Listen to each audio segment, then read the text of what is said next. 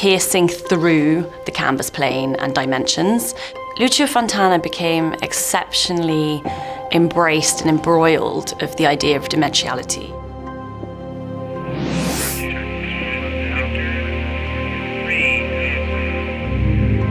In 1959, Fontana starts slashing the canvas, and he experiments every type of media that allows him to go through the canvas in a plastic and energetic way. This is all happening around the same time that the space race is really taking off. So this excitement, venturing into a new realm that we're seeing captivating the world, was something that Fontana really brought into his experimentations as an artist. Fontana said himself, art and science shouldn't be distinct. They are very much interlinked, and we see that so beautifully within this grouping.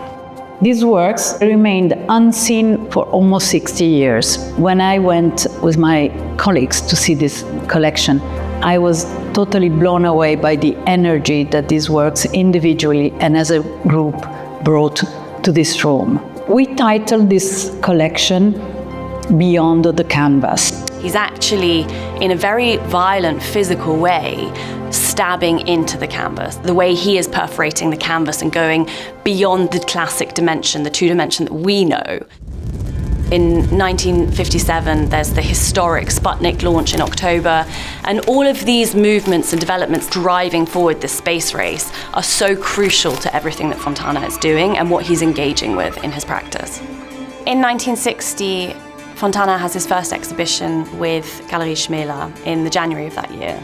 And a few months later, he is actually included as one of the artists in this monumental and sort of legendary exhibition in Leverkusen, which was called Monochrome Malerei, and it was curated by Udo Kultermann. And in the history of German museum exhibitions, this was one that was hugely important and formative. So one of the things that's so special about this group of works is that it's almost a visual timeline of different areas of Fontana's practice. You have the very elegant and iconic Fontana slash on raw canvas. Fontana slashed the canvas to see what was behind the canvas.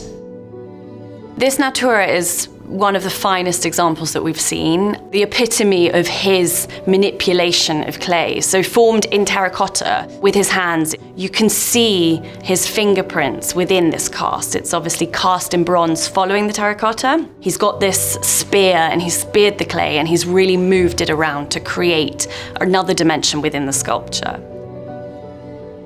So what you see here is this black background with a turquoise circular form within the foreground, delineated very clearly by the artist. Looking at it and looking at photos of the time from the moon's surface, what we're seeing in these black and white shadows, different spouts of turquoise come through.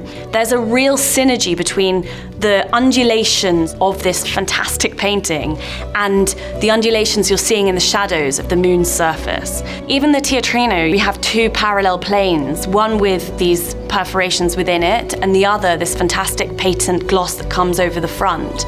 And it stages this, and that in itself creates, again, a different perspective, a different dimensionality for the work to be positioned in. Through the Concerto Spaziale, we see the buchi, and the combination of the buchi and the pieces of glass stones that have been added on, building the canvas out. To encounter 5 works of this caliber, spanning every major chapter of Fontana's practice within a single collection, is extraordinarily rare. These works were bought by very visionary collectors that were able to capture Fontana's world in the early 60s in Germany. Here is a micro-history of Fontana's practice as a master of 20th century art.